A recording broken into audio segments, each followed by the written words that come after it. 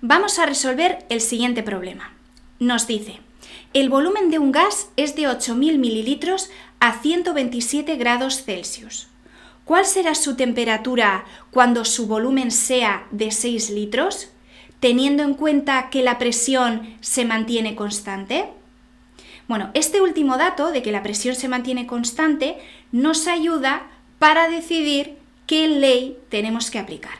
En este caso, sabemos que si la presión es constante, tenemos que aplicar la ley de Charles.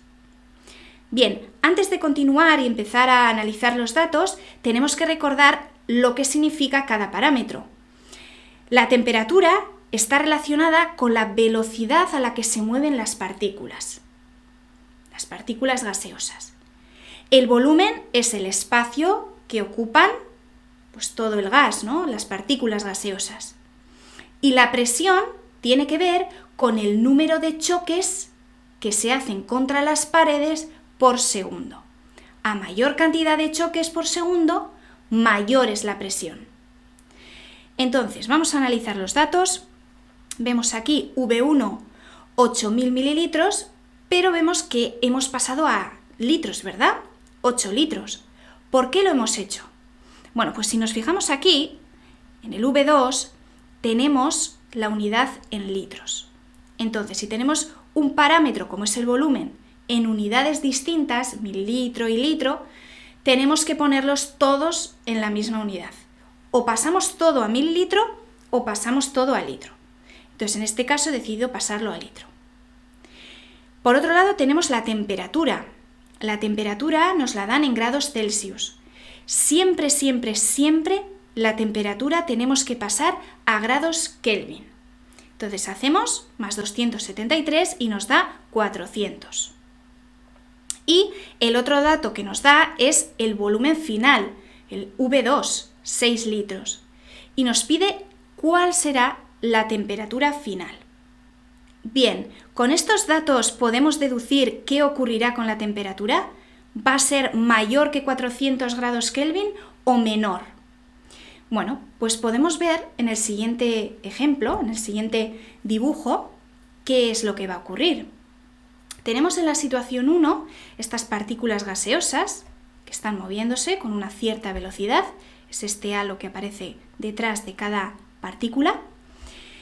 Y vemos que en la situación 2, ¿qué ha ocurrido? Ha bajado el volumen, por tanto, tenemos las mismas partículas, pero ¿qué ha ocurrido con la velocidad de esas partículas? Vemos que ahora el halo detrás de cada partícula es más pequeño, ¿verdad? Significa que la velocidad es más lenta. Es decir, la temperatura, la energía cinética, va a ser más baja. ¿Por qué? Porque se va a mantener la presión constante. Es decir, lo que vamos a mantener constante es el número de choques por segundo contra la pared de este recipiente.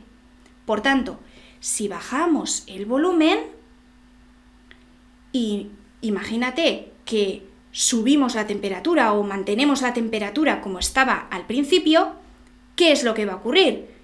Tienen un espacio menor y se moverían más rápidamente. Por tanto, habría más choques por segundo, ¿verdad?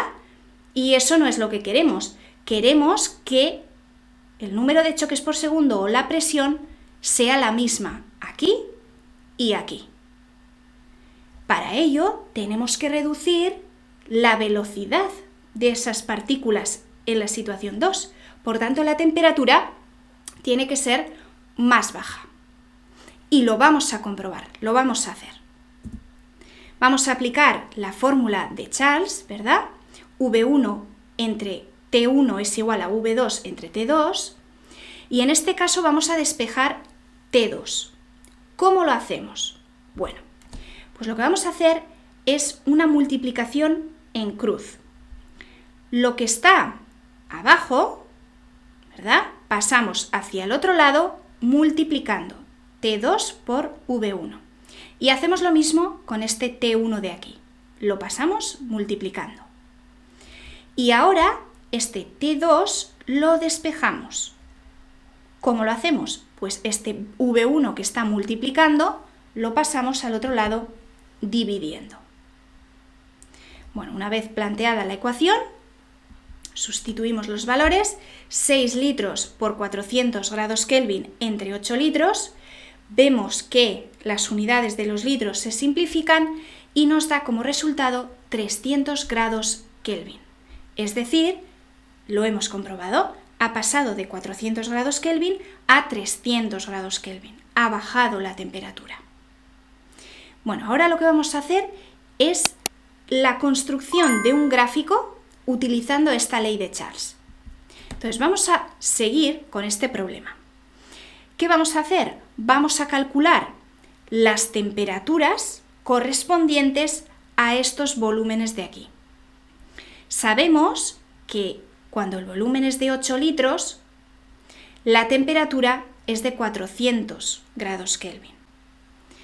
Vamos a calcularlo cuando el volumen sea de 7 litros, cuando sea de 6, que ya lo hemos calculado en el ejercicio, cuando sea de 4 y cuando sea de 2. Es decir, vamos a ver, a medida que va bajando ese volumen, qué es lo que va a ocurrir con la temperatura. Y vamos a calcular la relación entre el volumen y la temperatura de aquí. A ver qué ocurre en todos los casos. Bien, entonces, ¿cómo lo hacemos? Bueno, como hemos hecho el ejercicio.